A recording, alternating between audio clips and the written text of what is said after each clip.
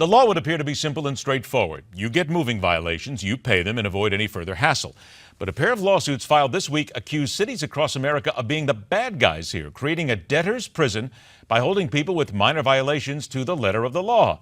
So let's dig into the background. Our guest is a veteran criminal defense attorney specializing in white-collar crime, felonies, and federal matters, and his firm routinely deals with district attorneys and the U.S. Attorney's Office.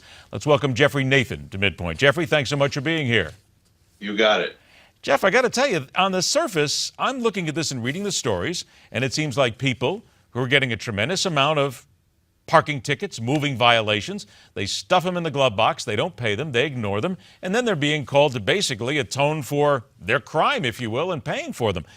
I got to tell you, you'd have a lot of people out there would say, what's the fault with that? Aren't they supposed to pay their citations?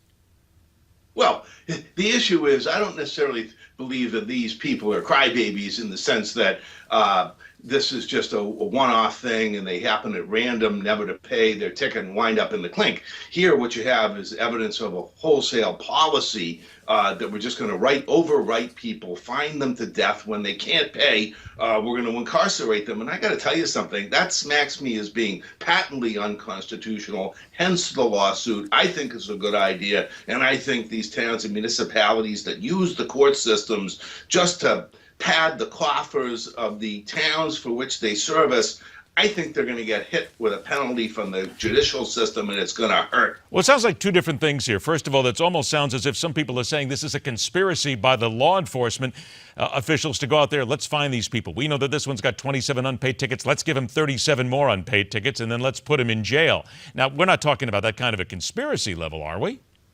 Of course you are. I mean, it's really a police conspiracy to just get people for going 2 miles over the limit, and then if they don't confess at the time of the stop, they overwrite them with heavy penalties if they're a second late in paying it.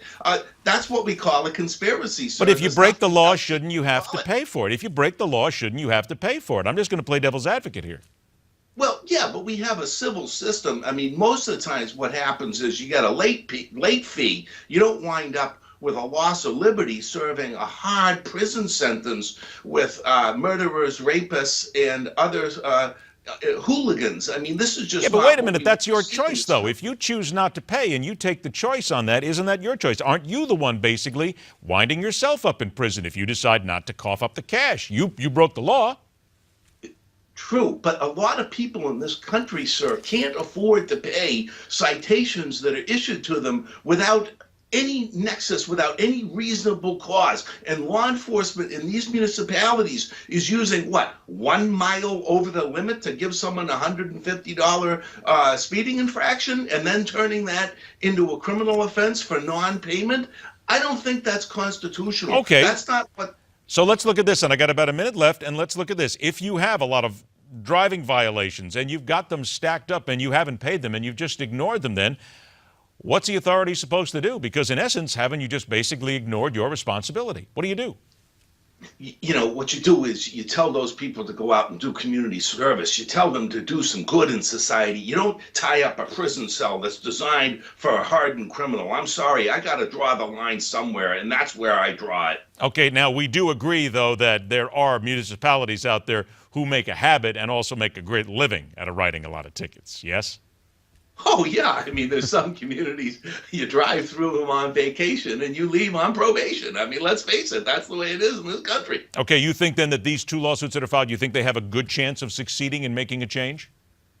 Yeah, I think they're going to wind up with a change in the system, and the courts are going to wind up no longer servicing as a revenue-generating center for the towns. That's what's going to happen. All right, and I think those two words there, revenue-generating, I mean, those are the two words we always talk about with regard to a lot of municipalities, so you're right on that. Jeff, I tell you what, we found a lot of little things here that we can talk about. We will continue to do this. We'll follow this story and so much more. Always a pleasure to have you on the show and get into a good, rousing debate about what's happening on our streets these days with law enforcement. Jeff, thanks so much. Okay, you got it. All right, take care. And here's something else you can do with your cell phone. Avoid deportation by knowing where the authorities are and then broadcasting it for all to grasp and then hide in the shadows. We're getting right to it next when we question everything right here on MidPoint.